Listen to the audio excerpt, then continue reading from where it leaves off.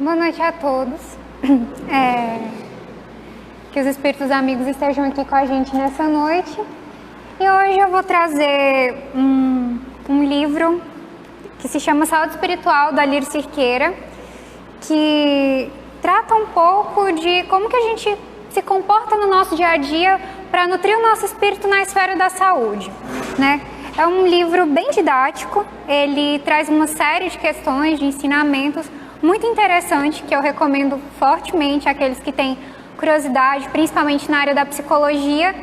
É um livro muito interessante e, como ele é um livro com muita informação, eu escolhi o primeiro capítulo dele para poder falar na noite de hoje, porque é um apanhado geral da ideia central do livro, e o primeiro capítulo se chama justamente A Saúde do Espírito, que é o que a gente vai falar um pouco na noite de hoje, né?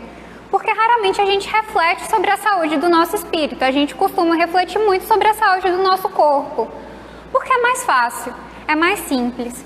Quando a gente tem um corpo enfermo, a gente costuma procurar um fator externo, né? Se eu tenho uma gripe, eu procuro qual que é o agente causador dessa gripe. Então, é um vírus.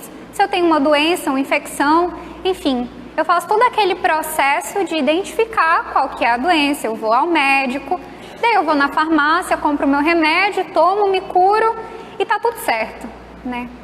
Raramente a gente pensa no porquê está passando por aquilo e o que aquilo quer nos dizer. A gente só vai lá e tenta se curar. A gente não trata muito sobre as doenças do nosso espírito, as doenças da nossa alma, as nossas doenças psíquicas. É muito recente essa discussão, né? Sobre depressão, ansiedades, doenças psíquicas e psicossomáticas. É bem atual. Mas acho que a gente está chegando a um ponto de começar a entender que o nosso corpo ele é só um reflexo de alguma coisa que começou lá atrás. De alguma coisa que só ir à farmácia e ir ao médico e tomar uns remédios não adianta muito mais. E é mais ou menos por aí que a gente vai começar a refletir sobre a saúde do nosso espírito. E o Alírio Cirqueira traz que toda doença, ela é centrada no espírito. E ela só se manifesta no corpo como um reflexo. Porque nós somos múltiplos, nós temos o corpo físico, mas a gente tem um corpo espiritual. E é nesse corpo espiritual que a doença muitas vezes começa e que raramente a gente começa a pensar sobre ela, né? Então ele fala assim, tudo bem, qual que é a gênese do desequilíbrio? Porque ele fala que a doença ela é resultado de um desequilíbrio causado por nós mesmos. E aí que começa a ficar difícil, porque ele fala que esse desequilíbrio são causados por nós mesmos.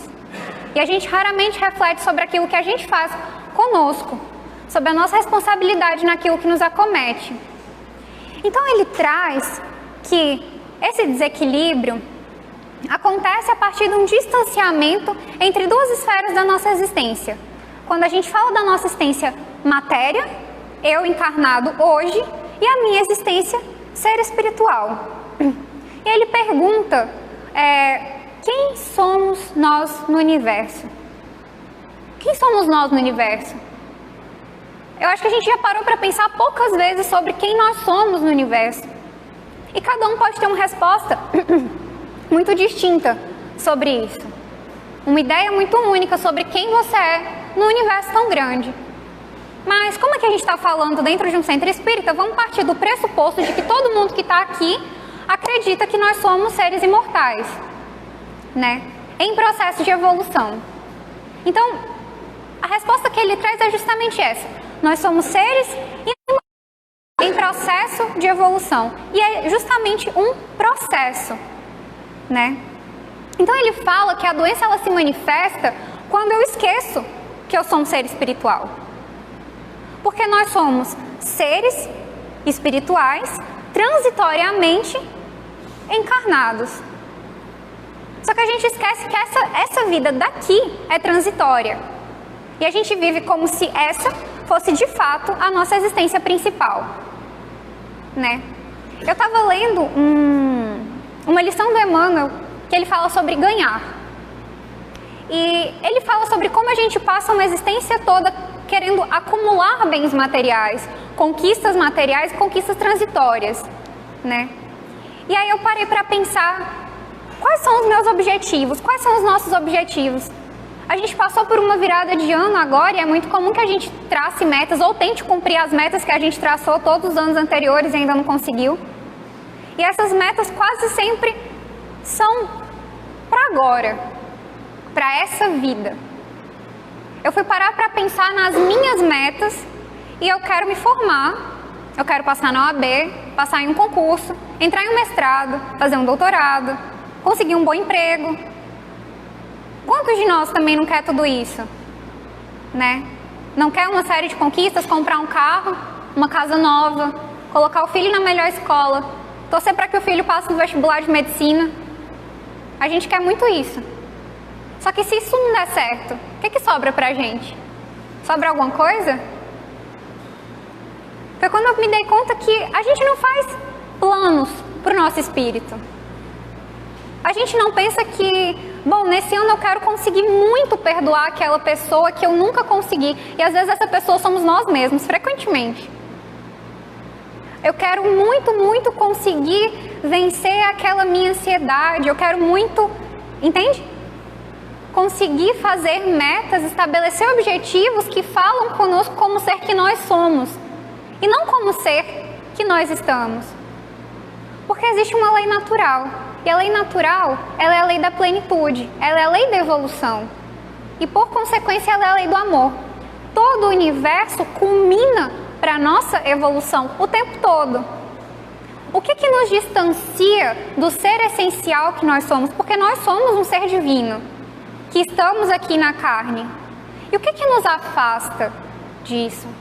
Ele traz então o materialismo, que é justamente isso que a gente está falando. Ele traz o materialismo de duas perspectivas, né? Ele começa falando do materialismo direto e do materialismo indireto. Eu acho importante a gente falar sobre um dado, eu vou explicar esses dois pontos do materialismo. Eu estava vendo uma palestra de uma professora chamada Lúcia Helena, e ela é professora de filosofia na Nova Acrópole, e ela tem uma palestra que fala sobre qualidade de vida. E traz uma informação que eu achei muito interessante, que é o seguinte: as nossas conquistas materiais, elas têm um limite de satisfação. Como assim?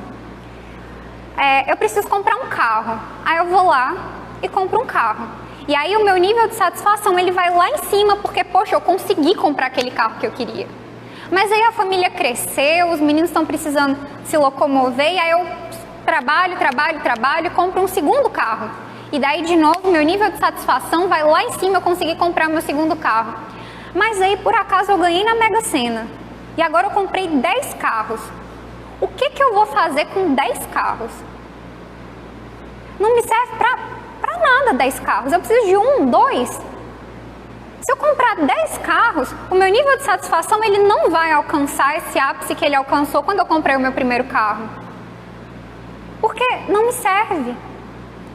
Então ela fala que começa a ter um declínio. Porque eu comprei o primeiro carro e foi bom, eu comprei o segundo carro e foi bom, e quando eu cheguei no 10º carro eu não consegui sentir aquele prazer, aquela euforia que eu senti no início. Então a gente começa a descer. Ela fala que é diferente quando a gente trabalha nas nossas virtudes. Se eu coloco como objetivo que eu quero esse ano conseguir ser uma pessoa mais paciente, e aí eu passo pela primeira situação, eu tenho o meu primeiro problema, e aí eu consigo ser paciente uma vez. Eu experimento um nível de satisfação alto, porque eu consegui ser paciente. E aí eu tento pela segunda vez e, poxa, eu consegui ser paciente de novo. Quando eu conseguir ser paciente pela 10ª vez, eu vou continuar ficando muito feliz. O meu nível de satisfação vai continuar lá em cima, porque a gente não enjoa de conseguir vencer um obstáculo na nossa vida. Quando esse obstáculo é da nossa vida, não só da nossa encarnação atual. E é esse processo que a gente faz. Só que a gente foca tanto em conseguir 10 carros que a gente nem lembra de tentar ser paciente. Ou qualquer outra virtude que a gente esteja trabalhando nela. Mas bom, voltando ao materialismo que a gente estava falando, sobre essas duas perspectivas que ele traz, ele fala então do materialismo direto e do materialismo indireto.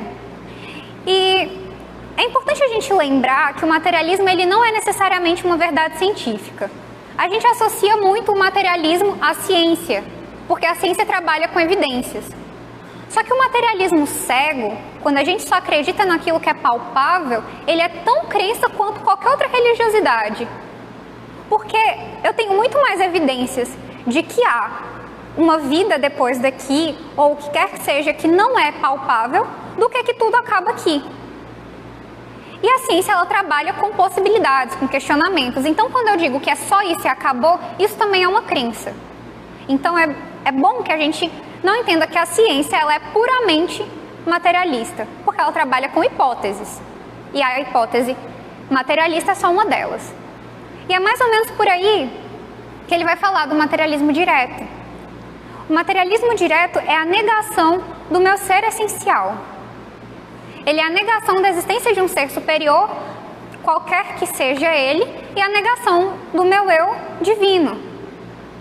E o que acontece quando eu nego isso? A gente vive imerso numa energia de amor abundante, porque Deus é amor e Ele se manifesta em absolutamente tudo. Mas por que às vezes a gente sente, às vezes não? Não é porque Deus às vezes está perto, às vezes não. É porque a gente precisa conseguir captar essa energia a partir das nossas atitudes, a partir dos nossos pensamentos, a partir dessa harmonização entre os dois planos que eu estou. E no materialismo direto a gente não consegue fazer isso, a gente inibe esses receptores, digamos assim, dessa energia maravilhosa que nos cerca. E a gente não consegue sentir. E isso vai lá na nossa função emocional. E muitas vezes isso se manifesta como uma indiferença em relação à dor do outro. Isso se manifesta com um isolamento e um egoísmo, né? Mas daí ele traz uma segunda definição de materialismo, que eu achei ainda mais interessante, porque eu imagino que muita gente que está aqui, inclusive eu, vai se identificar com ela. O materialismo indireto, ele é o seguinte: a gente acredita, sim, em Deus ou em um ser superior, a gente acredita que a vida não é só essa, que a gente ainda vai passar por muita coisa, que existe uma vida muito maior. A gente acredita que somos seres eternos, que somos seres imortais. Só que a gente não se comporta como se a gente acreditasse. A gente acredita, deixa lá no cantinho, mas a gente vive como se isso não existisse, né? A gente continua tendo como meta conseguir aqueles 10 carros. Mesmo que a gente acredite, Deus é ótimo, eu só não me comporto como se eu confiasse nele. E ele traz uma característica dessa situação, que é o seguinte: a gente começa a buscar Deus, a buscar a espiritualidade só no momento da aflição. Só quando a gente tem um problema muito grande, você não tem nada material para poder apelar para ele. Não tem nenhuma farmácia, nenhum médico que consegue te ajudar, e a gente começa a apelar para a espiritualidade, a gente começa a pedir para Bezerra de Menezes. Porque a gente não tem mais opção. Deus fica na esfera da falta de opção. A gente busca quando o negócio está muito ruim, né? E isso, ele fala que é um processo de humanização de Deus, como se Deus fosse uma espécie de SOS. Isso é fruto de uma infantilidade espiritual, de uma infantilidade emocional, né? Mas, bom, a gente falou de doença, ele traz também uma definição de saúde. O que é a saúde do espírito? Ele fala que é o cultivo da verdadeira espiritualidade que desenvolverá a religiosidade. Mas, para simplificar, é a harmonização entre o eu, matéria, encarnado, e o eu, ser espiritual. Quando eu consigo harmonizar essas duas esferas da minha existência, eu consigo então ter uma vida um pouco mais saudável. Porque eu vivo, sim, a necessidade material, porque eu preciso comer, isso é uma necessidade material.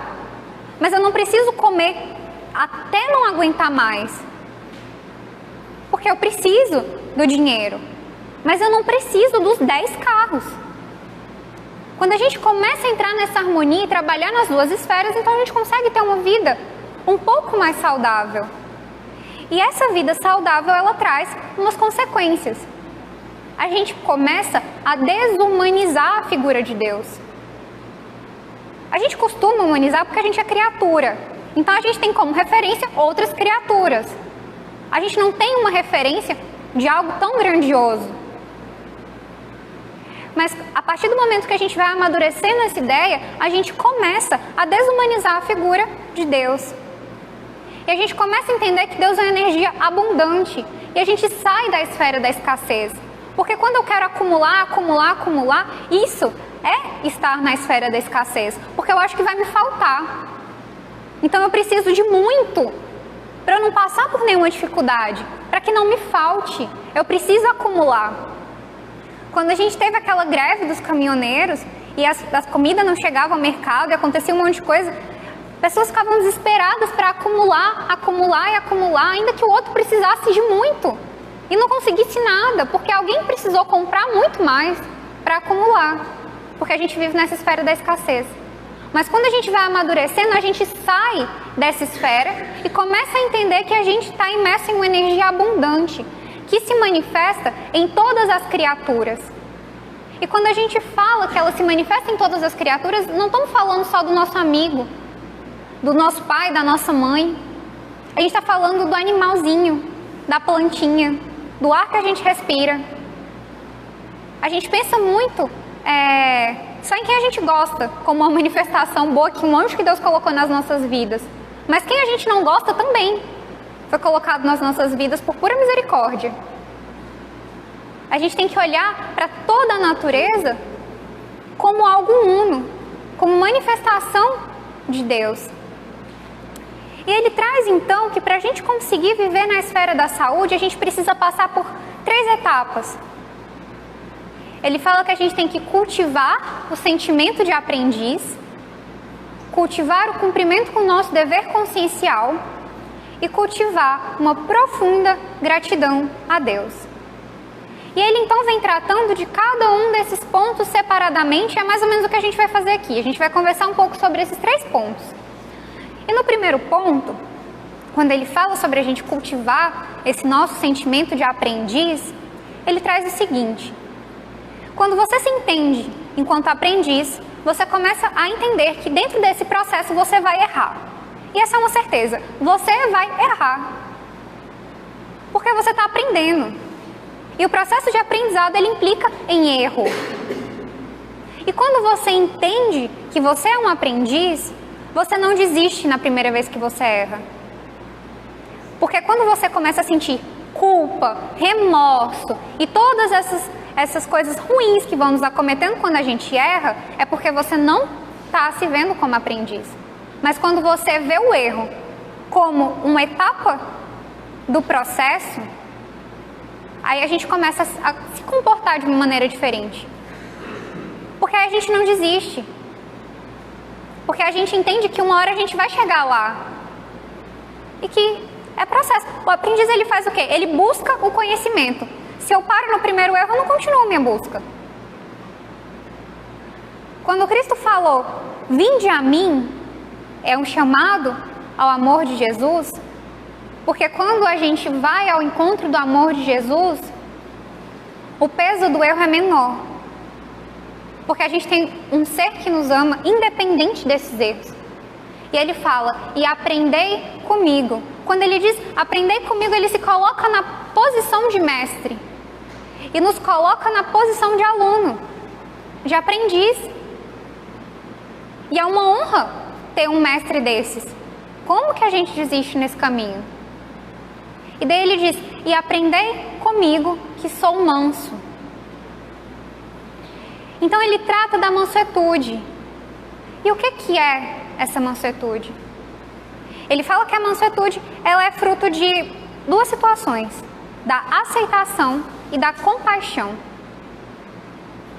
E ele trata a aceitação como uma virtude proativa, como um exercício, que é muito diferente da acomodação.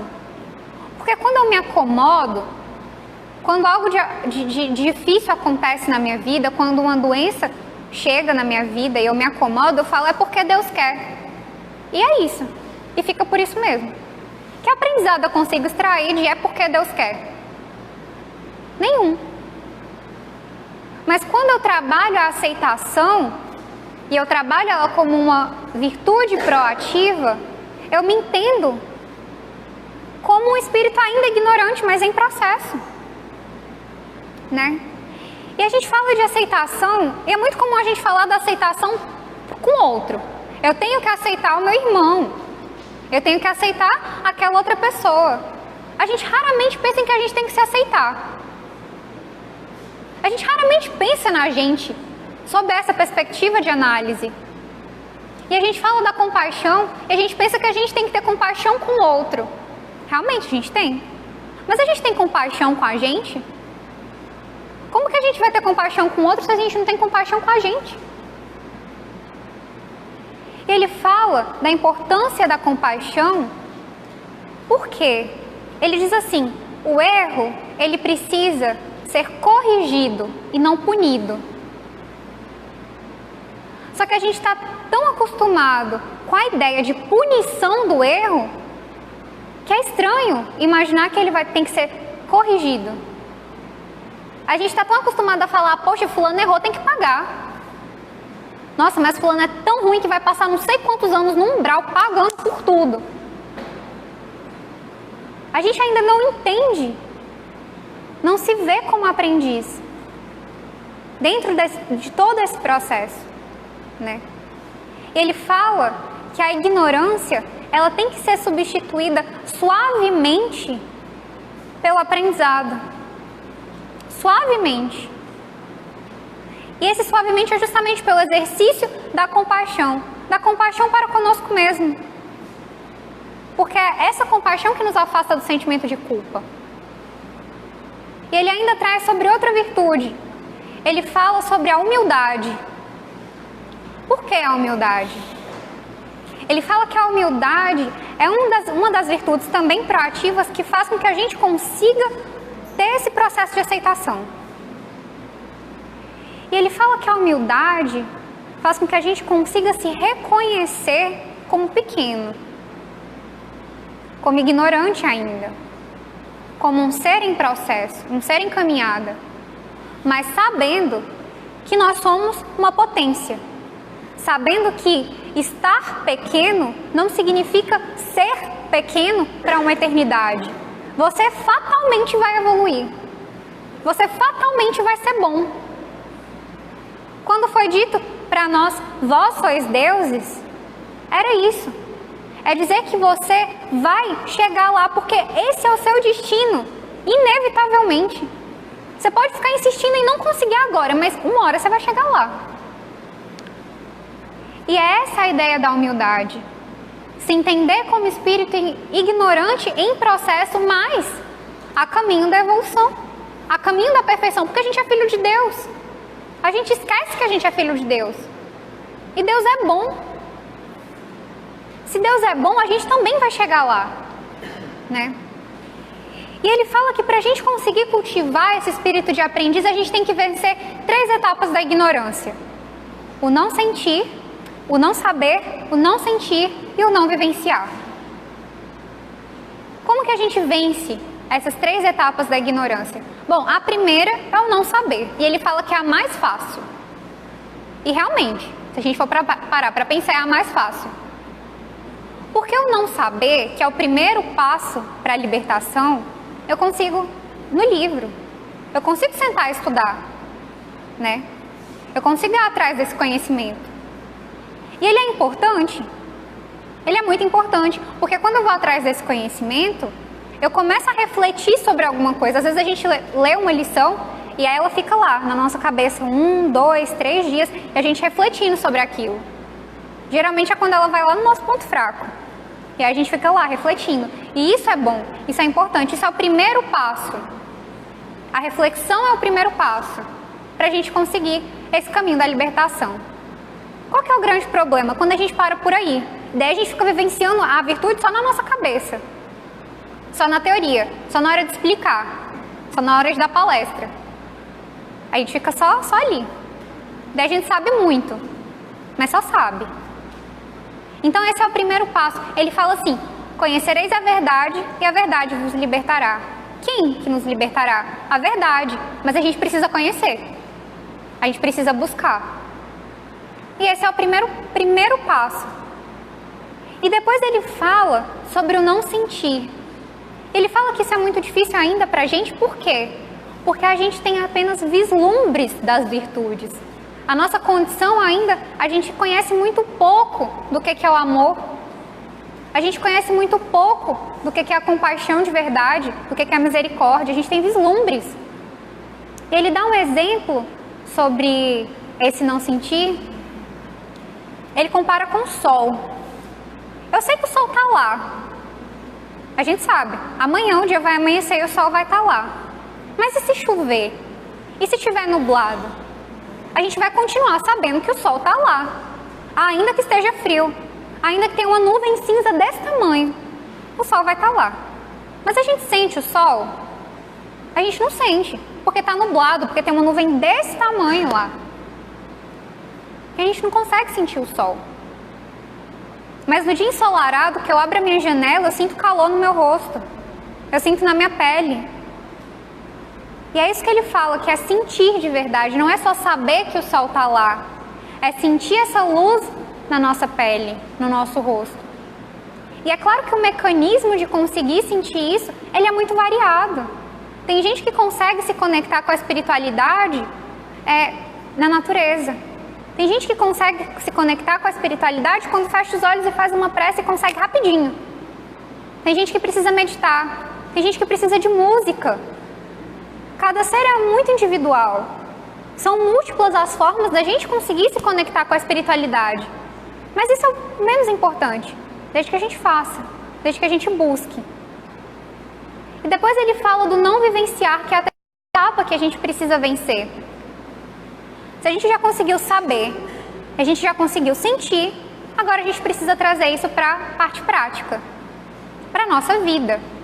É uma consequência natural de saber e sentir. Isso é como uma espécie de necessidade. Porque eu começo, se eu sinto aquilo no meu coração de uma forma tão forte, eu começo a ter uma necessidade de colocar aquilo em prática na minha vida. E é isso que adianta. Porque se eu sei que é importante fazer caridade, e nossa, eu me sinto muito bem quando eu faço caridade, bom, eu preciso partir para o terceiro processo, né, que é fazer a caridade. E é assim que a gente precisa caminhar para vencer essas três etapas da ignorância. A ignorância, primeiro de não saber, depois de não sentir e a de não vivenciar. Mas partindo para o segundo ponto, ele fala então do cumprimento com o dever consciencial. O que é cumprir com o nosso dever consciencial? A gente fala do juízo inato, de algo que nasce conosco. A gente fala assim, nossa, Deus fala com a gente pela consciência. Cumprir o dever consciencial é ter o amor como norte. Como norte em absolutamente todas as coisas que a gente for fazer na nossa vida. Porque é essa a lei natural do universo. É tendo amor como norte que a gente consegue evoluir. E a evolução é uma lei natural do universo. Né? Quando a gente cumpre o nosso dever consciencial, a gente consegue manter o nosso sentimento de aprendiz. Porque a gente consegue exercitar a nossa aceitação. Né? Eu entendo que eu tenho uma prova, um erro ou um acerto, e então um aprendizado. Eu não tenho como pular a etapa. Eu preciso da prova, do erro ou do acerto para conseguir ter um aprendizado. E eu entro em paz com essa situação. Ele fala que cada ser traz impresso no seu espírito a espécie de prova que ele vai precisar passar. Não é que você tem lá, fulano vai precisar quebrar o pé. Não. Mas eu tenho uma espécie de prova que eu vou precisar passar. E isso é inscrito no meu espírito, no meu processo reencarnatório. E ele traz o exemplo de uma pessoa que precisa experienciar na área da saúde. Ele fala que essa pessoa pode ser um lixeiro. Já pararam para pensar na importância do trabalho do lixeiro? Quanta doença não teria se não existisse o lixeiro? Se ele não tirasse o lixo da nossa porta, quanta doença não ia ter? Depois ele fala que você pode ser um médico, um enfermeiro, um nutricionista. Você pode ser um cientista que descobriu a cura para alguma coisa. Todas essas múltiplas possibilidades, você está vivenciando na área da saúde, a prova que você veio passar, das mais variadas formas. E a espiritualidade sempre, sempre, sempre nos dá a chance de experienciar. Sempre vai aparecer na nossa vida a chance de passar por aquilo, a chance de ter o aprendizado, porque é para isso que a gente está aqui, para poder aprender, senão a gente não estava, né? E ele fala sobre a forma com a qual a gente lida com a doença. É claro que se a gente está encarnado num planeta de prova e expiação, a gente vai passar pelo processo do adoecimento. Todo mundo. Ninguém vai passar uma encarnação inteira sem nunca ter se adoecido. Qual que é a grande diferença? A forma como a gente recebe essa doença, né? Porque a gente pode escolher aprender com ela ou se manter na ignorância. E assim a gente cria as nossas próprias expiações, né? Então, às vezes a gente conhece pessoas que estão passando por uma situação extremamente difícil, passando por uma situação terminal, nos hospitais ou com a família. E aí a gente olha para essa pessoa e ela está lá sorrindo.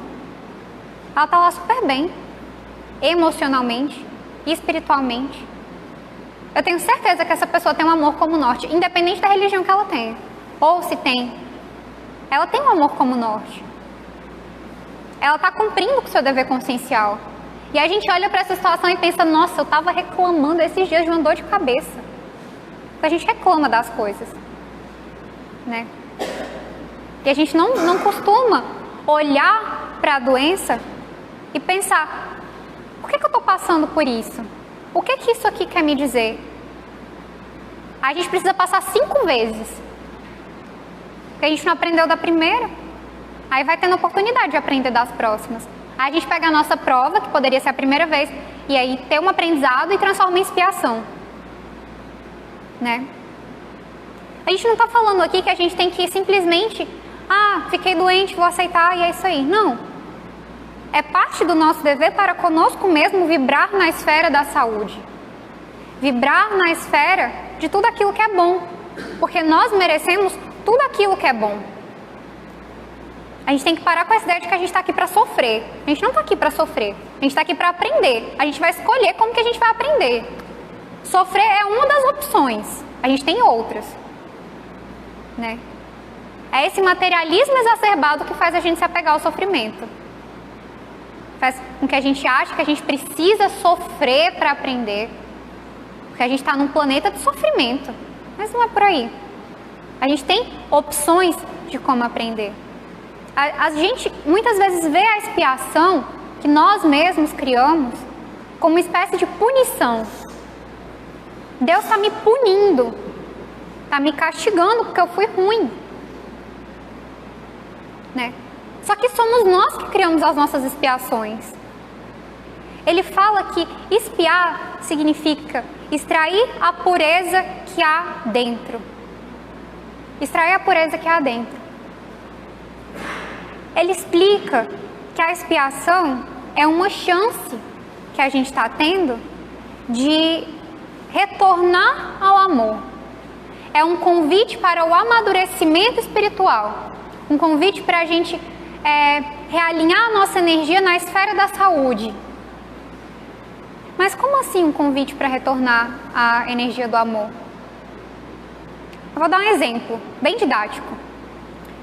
Quando você tem um filho, um irmão mais novo, que quer que seja, eu tenho irmão mais novo, então já passou por isso. E você fala assim, ô menino, não coloca a mão nesse forno quente que você vai queimar o dedo. Aí o menino tem a opção de não colocar a mão no forno quente porque ele vai queimar o dedo. Ele escutou a mãe dele, porque a mãe dele ama muito ele. A mãe dele não quer que ele queime o dedo, não quer que ele sofra. Mas geralmente é isso que acontece? Não, geralmente o menino vai lá e coloca o dedo no forno. A mãe fala, menino, não coloca o dedo no forno que o forno está quente. Aí o menino vai lá e coloca. Aí faz bolha, aí machuca, aí chora, aí não pode mais brincar. Né? Porque aí doeu. E a gente geralmente é esse menino que coloca o dedo no forno quente. Porque dói. Por isso que é um convite de retornar ao amor. Porque o caminho que eu escolhi, se está doendo, Eu não quero continuar doendo. Eu passo por uma coisa, aí eu me machuco. Aí eu passo por ela de novo, eu me machuco. Na quinta vez que eu me machuquei, é hora de eu colocar a mão na cabeça e pensar, será que é por aí? Será que não tem um outro caminho que não dói tanto assim? Será que não é por outro lado? Ou eu vou continuar indo para me machucar, para me machucar, para me machucar? A gente precisa começar a pensar que existe uma outra forma de vivenciar. Porque o problema, ele vai existir sempre. Sempre vai ter algum problema. Não existe a vida de ninguém que não tenha. E a gente vai escolher sempre se machucar nesse problema? Ou a gente vai começar a olhar e falar, acho que isso aqui está me dizendo que por aqui não é bom. Vou tentar por esse caminho aqui, ó. Esse aqui talvez não doa tanto. Por isso que ele fala que a expiação é um convite para a gente retornar a essa energia do amor. Ele dá um exemplo, porque ele diz assim, que muitas vezes a expiação ela inibe a nossa liberdade para uma preservação da nossa própria existência. Como que isso acontece? Ele fala muitas vezes quando a gente fica acamado, por exemplo, porque uma doença chega na nossa vida, e a partir do momento que a gente encara essa doença com olhos de um espírito eterno, cumprindo com o dever consciencial, muitos dos espíritos que não são ainda tão nossos amigos, eles afrouxam esse laço que prende a gente, né? Mas para além disso, se eu bebo muito e aí eu senti uma dorzinha, e daí o médico ele falou para eu não beber mais, e aí eu paro e eu consigo me curar. Se eu não tivesse sentido essa dor, eu nem teria ido ao médico e eu teria continuado até que chegasse um ponto que eu não conseguisse mais me curar.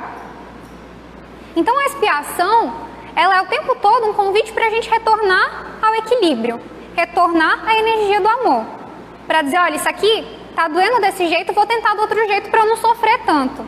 Porque eu já sei, agora eu sei que eu não preciso estar aqui para sofrer. Então eu posso tentar de outro jeito. Ele fala que a gente pode vivenciar isso de 3 formas. A gente pode vivenciar a nossa existência construindo, destruindo e reconstruindo. Quando a gente constrói, é o primeiro convite ao trabalho no amor. É aquela prova que a gente pode passar com 10, mas que geralmente a gente não estudou para ela. E aí a gente acaba destruindo essa oportunidade. Mas a espiritualidade é tão boa que ela nos dá a chance de reconstruir. E o que é a reconstrução? A reconstrução é uma oportunidade dada por amor, para que a gente faça de novo aquilo que a gente fez com desamor, mas agora do jeito certo. A gente sempre vai ter essa oportunidade, a gente sempre vai ter essa chance. E depois ele trata do terceiro ponto, que é a profunda gratidão a Deus. Quando a gente fala de gratidão, a gente não tem que pensar que Deus precisa da nossa gratidão, não, ele não precisa. Deus ele vai continuar te amando, você sendo grato, você sendo ingrato, você errando, você acertando, você acreditando nele, você não acreditando. Isso não está aqui em discussão. Mas é a gente que precisa. A gente é que precisa dessa energia. A gente é que precisa abrir esses receptores para essa energia abundante. Porque a ingratidão ela faz com que você viva em escassez. Como que a gente exercita essa gratidão para com Deus? A gente exercita quando a gente exercita a lei do amor. Porque é colocar em prática aquilo que foi nos ensinado. É assim que a gente exercita a nossa gratidão. Porque a gente entende a provação como uma oportunidade, a vida como uma dádiva, como uma chance de aprendizado. E é assim que a gente exercita a nossa gratidão. É quando a gente não olha para a expiação com rebeldia. Porque quando a gente olha para a prova com rebeldia, a gente não consegue extrair nada dela. Quando eu consigo olhar com aceitação, eu vejo a minha prova, eu trabalho para conseguir vencê-la e eu penso o que ela está me ensinando. E quando eu penso no que ela está me ensinando, eu aprendo. Mas se eu me revolto, eu não consigo aprender nada. Eu não extraio daquilo, eu vou precisar passar por aquilo mais uma série de vezes. Para que em algum momento eu falo, nossa, será que não é possível que isso aqui está me dizendo alguma coisa? Se eu já passei por isso por tantas vezes, tem que estar querendo me dizer alguma coisa. E é esse o processo da aceitação. Porque quando a gente vive com rebeldia, A gente começa a nutrir um sentimento de inveja e de ingratidão. Porque a gente olha para o outro e pensa, por que o outro não sofre que nem eu? Por que o outro consegue e eu não? Poxa, eu já passei por isso aqui tantas vezes, eu sofro tanto, mas o outro não. Será que Deus gosta mais do outro do que de mim? A gente só pensa nisso. A gente só pensa no que a gente não tem. A gente foca naquilo que a gente não tem. A gente esquece de olhar para o que foi dado para nós, para a oportunidade que nos foi dada de passar pelo problema. A gente olha para o problema e não olha para todas as formas que a gente tem de resolver o problema. Todas as formas que Deus nos deu de resolver o problema. Se eu perdi meu emprego, eu olho só para eu perdi meu emprego. Eu não olho para eu tenho saúde para conseguir um outro emprego. Eu li uma frase que diz assim: você pode acordar todos os dias e reclamar porque você está acordando cedo. Ou você pode acordar todos os dias e agradecer porque você acordou. É uma questão de ponto de vista. É uma questão de como você escolhe viver a sua vida. E é mais ou menos isso que esse capítulo traz. Que viver na saúde é não criar suas próprias doenças. É não criar suas próprias expiações. Viver na esfera da saúde é escolher se você vai agradecer porque acordou, se você vai reclamar porque você acordou cedo. Porque imagina, se a gente for reclamar todos os dias que a gente acordar cedo, todo mundo aqui tem que acordar cedo alguma hora. Imagina que vida horrível. É um martírio viver desse jeito. A ingratidão se torna um martírio na nossa vida. Porque o problema ele vai estar lá. Se eu olhar sempre para ele, como que você vai viver? Você vai viver uma vida de dor? Ela não vale a pena ser vivida. Uma vida de ingratidão é uma vida triste. E é por isso a importância da gente cultivar esse sentimento de gratidão. Porque quando a gente cultiva o sentimento de gratidão, eu abro todos os dias os meus olhos e falo, agora eu tenho mais uma oportunidade de construir com amor aquilo que eu não consegui construir com amor ontem. Mas hoje eu posso, porque Deus é bom e agora eu posso. E é essa reflexão que eu queria trazer na noite de hoje. Esse convite para a gente olhar um pouco para as nossas vidas e analisar de que forma a gente está escolhendo, porque é escolha, de que forma a gente está escolhendo vivê-la. Muito obrigada.